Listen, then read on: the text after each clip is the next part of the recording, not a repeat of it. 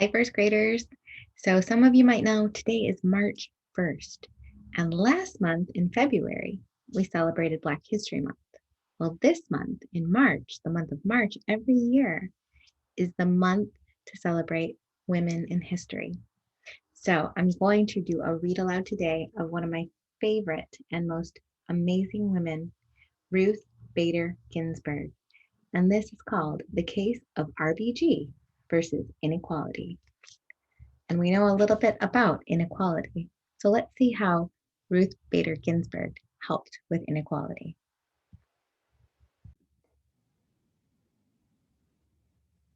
Ruth Bader Ginsburg, The Case of RBG versus Inequality by Jonah Winter, illustrated by Stacy Innerst. To become the first female Jewish Supreme Court justice, the unsinkable Ruth Bader Ginsburg had to overcome countless injustices. Does this sound familiar? Yeah, there's a lot of similarities between what women went through and what our Black community went through in terms of equality. Ladies and gentlemen of the jury, during this trial, you will learn about a little girl who had no clue just how important she would become.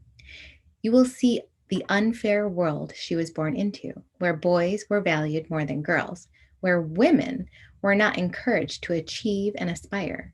You will see evidence of the unfairness, just as she herself has seen it all her life. Here are the facts of her case.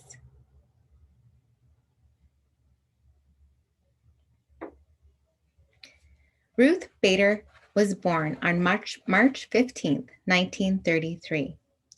The daughter of two Jewish parents whose families had fled Europe for Brooklyn, New York, to escape anti-Jewish persecution. Her father owned a fur shop for many years. When the shop went out of business, he got a job at a clothing store. He was uneducated. He had never finished high school.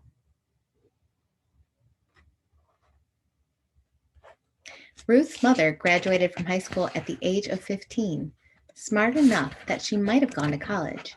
But at that point in history, girls were discouraged from going to college. So Ruth's mother got a job to help pay for her brother's college education.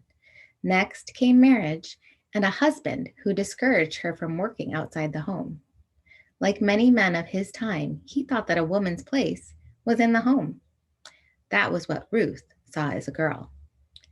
What Ruth also saw was a mother who loved books and loved to read, and a mother who wanted her daughter to have the good education that she herself had been denied. Ruth saw a mother who saved every penny she could for her daughter to someday go to college.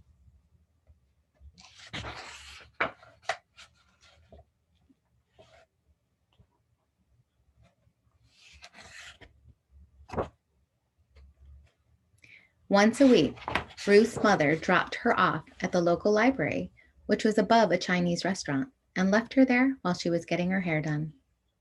Surrounded by books and the smell of Chinese food, Ruth would choose 3 books to take home for the week.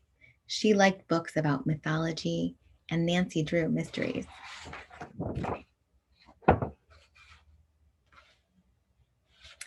This all happened in Brooklyn, which has long been home to lots of Jewish families and businesses. Brooklyn has also been home to anti-Jewish violence and vandalism.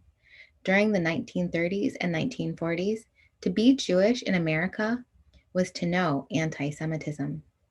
We now offer into evidence anti-Semitism experienced firsthand by Ruth. A sign outside a resort in Pennsylvania, seen from her parents' car, it said, "No dogs or Jews allowed." This happened.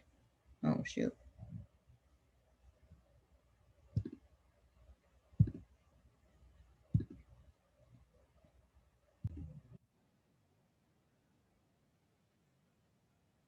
It said, "No dogs or Jews allowed."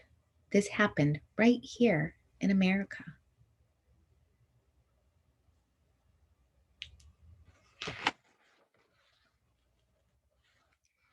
Being smart can be a great defense against such meanness and stupidity. And Ruth was one smart cookie.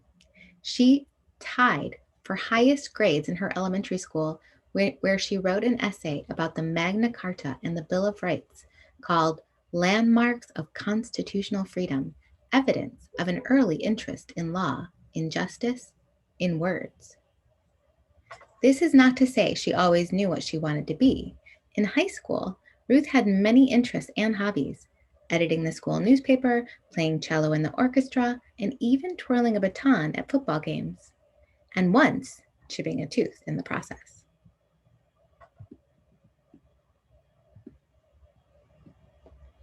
One day, the day on which Ruth would graduate from high school with honors promised to be a glorious day. She ranked 6th out of 700, and she won a New York State scholarship for college. But Ruth was nowhere to be seen in the ceremony. That's because she stayed home. Ruth's mother had been ill with cancer for 4 years, and on the very day Ruth was to graduate, her mother died. Instead of wearing a cap and gown and being honored, Ruth was mourning the death of the one person she loved most in the world, the person whose dream was to see Ruth go on to college and become an independent woman. There was only one thing for Ruth to do. Suitcase in hand, she arrived at Cornell's University, the same university her mother's brother had gone to, the same university her mother might have gone to had she been encouraged.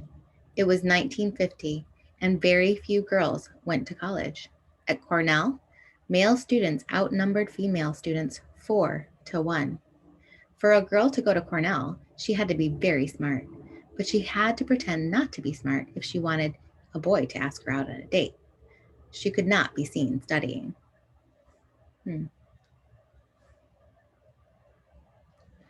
This was a problem for Ruth, who was a very serious student. Her solution was to do her studying in the bathroom where no boys would see her. That's just how things were. And then came along Martin Ginsburg. Martin was different from any boy she'd ever met. He liked that she had a brain, and Ruth was different from any girl he'd met. She had dreams of having a career, of being independent. She spoke only when she had something interesting to say.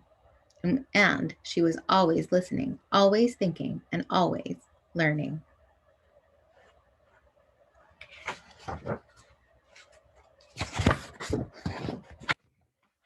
In her constitutional law class, Ruth learned about freedom of speech and freedom of the press.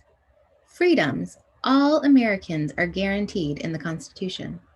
She learned about a senator named Joseph McCarthy, who was trying to take away these important rights, and brave lawyers were fighting him in court. Learning about the lawyers made Ruth want to become one. She believed she could be a good lawyer and support herself. But the decision to become a lawyer was not an easy one for a woman to make in 1954. There were very few female lawyers in America.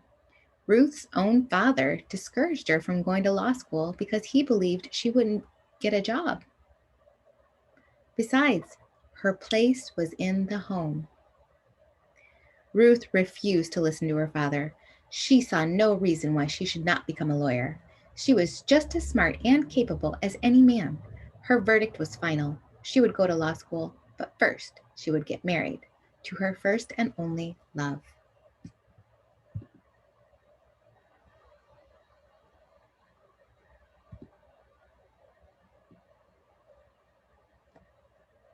But first she would get married to her first and only love, Martin Ginsburg.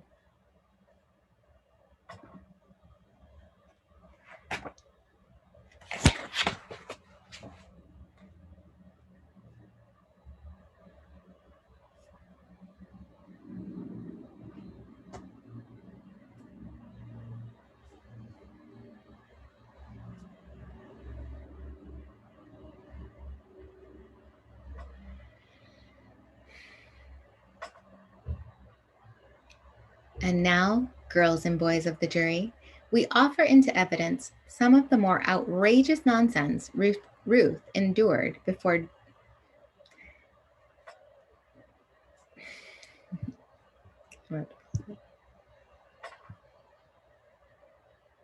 And now, girls and boys of the jury, we offer into evidence some of the more outrageous nonsense Ruth endured before, during, and after law school. Exhibit A. It was her first job out of college, right before law school. Her boss demoted her and slashed her wages, which means made them less, because he saw she was pregnant. This was a common practice. What could Ruth do?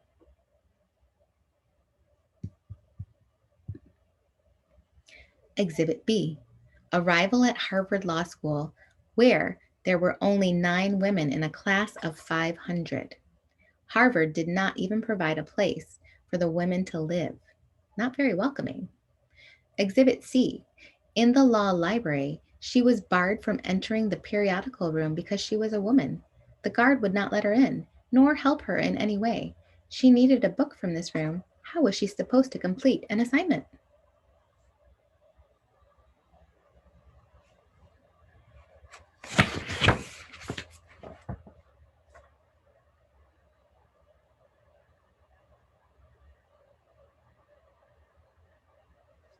Exhibit D. Most classes had just 1 woman per class. For comic relief, the professor in the lecture hall would often call on the lone woman, such as Ruth, as if it were a joke. But the women almost always answered correctly. She had to. She was representing all women. Exhibit E. One night, the law school dean invited all 9 female students, including Ruth, to a dinner at his house. He sat each woman next to a male law professor. He then went around the table asking each female student why she thought she deserved a spot in this law school that could have gone to a man. Ruth's answer? To better understand the work of my husband. And yet, without Ruth's help, her husband, who was also a student at Harvard's law school, would not have graduated. He became gravely ill and was unable to attend classes.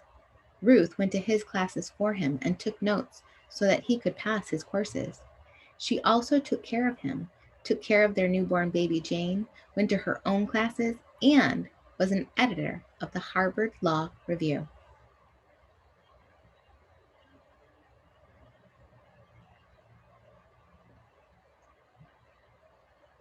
What's happening?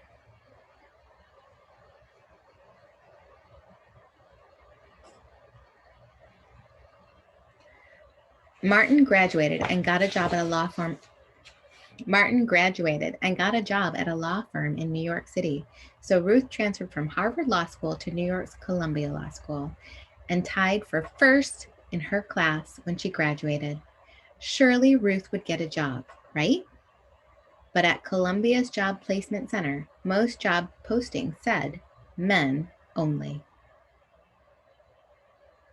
Ruth just shrugged and moved on, first to a job as a law clerk, then as a law professor, only to encounter unfairness again and again.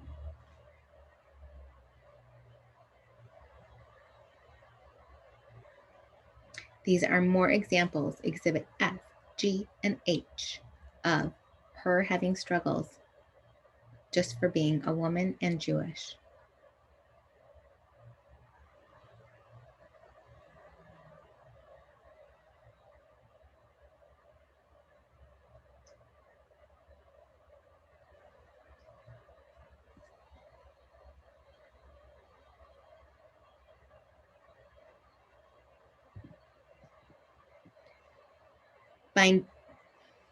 By the 1970s, a lot of women had had enough of this sort of treatment. They took part in protests and demonstrations with signs saying, "Enough is enough, equal pay for equal jobs, women's liberation and equality." It wasn't Ruth's style to take part in protests, but she did do something. An organization called the American Civil Liberties Union, or ACLU, asked Ruth to be in charge of court cases involving women's equality. The reason they asked her? Because she's a woman, and they thought this was women's work. There was no end to the disrespect. Nonetheless, Ruth accepted the position, and in 1972, she became the leader of the ACLU Women's Rights Project, a battle in the courts against unfairness to women. She was the lead lawyer for 6 Supreme Court cases, and she won 5 of them. Though Ruth herself was not a revolutionary, what she did for women was revolutionary. She won the right for women to get equal protection of the laws, to be treated as equal to men. Which makes sense, right? Ruth had become a lawyer not to change the world. She'd become a lawyer because she knew she had the verbal and analytical skills to handle the job as well as any man. But here she was, the most important female lawyer in America, fighting and winning legal battles for all American women. Here she was, changing the world. That's why, in 1980, she was chosen by President Jimmy Carter to be a judge for the most important court in the law in America besides the Supreme Court, the U.S. Court of Appeals. She was only the second woman in history to serve on this court. Now it was her job to make judgments, to judge what was and wasn't legal. A good judge listens closely, chooses words carefully, and values fairness above all else.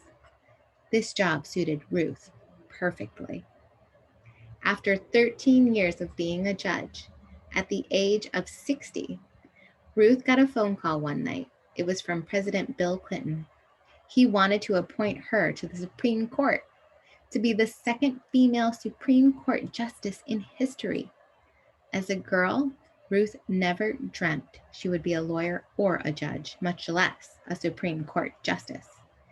In her acceptance speech, she spoke of her mother. I pray that I may be all that she would have been, and she lived in an age when women could aspire and achieve, and daughters are cherished as much as sons.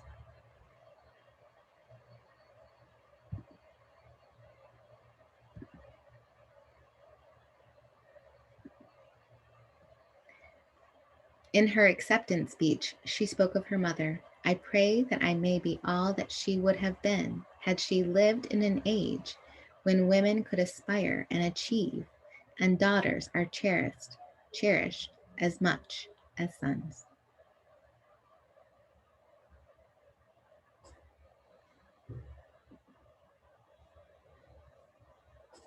Oops.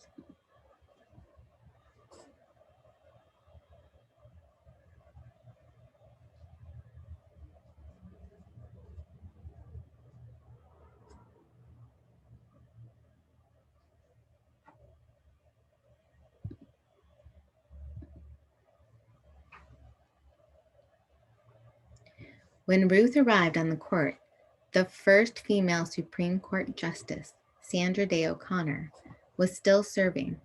When Sandra retired, Ruth was the only woman on the Supreme Court for a few years, tiny and outnumbered. And yet, what she brought to the court was enormous: dignity, civility, intelligence, and a soft-spoken manner. She also brought some of the most powerful, strongly worded dissents in Supreme Court history. A dissent is when a Supreme Court justice disagrees with the opinion of the majority of the 9 judges. In Ruth's case, a dissent often involves a written statement, perfectly worded, that rips apart the opinion of the majority.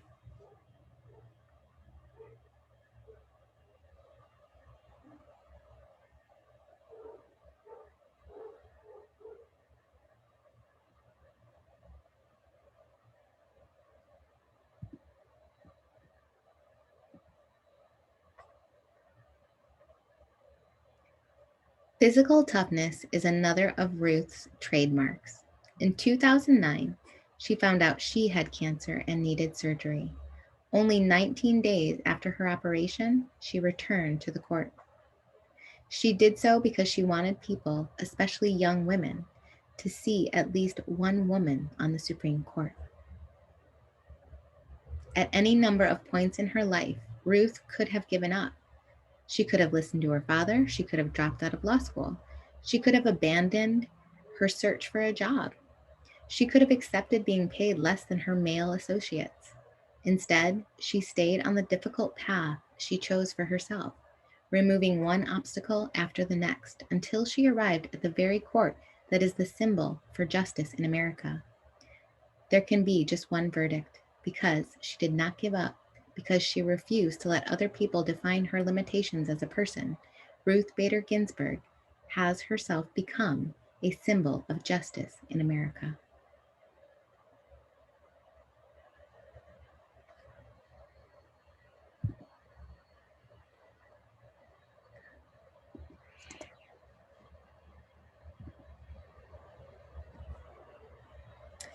Well, boys and girls, I hope you enjoyed that story of Ruth Bader Ginsburg and her versus inequality. And I hope you can understand that she did a lot to actually help with the inequality that women were facing in her time. Luckily, a lot has changed since Ruth Bader Ginsburg was young. And so we have a lot more freedoms and a lot more equality as women. But we want to make sure we understand and remember that if we ever see that there's an inequality, we don't want to give up. We want to fight to make sure that things are equal. I hope you enjoyed the story of Ruth Bader Ginsburg, the case of RBG versus inequality. She really did persevere, just like a lot of our friends that we read about and talked about during Black History Month. And she saw a lot of inequalities, and luckily, a lot of that inequality has changed, but we still have work to do. So let's kick off Women's History Month by learning a little bit about women's struggles and how they persevered and overcame them. All right, firsties, I hope you enjoyed the story and have a wonderful Monday.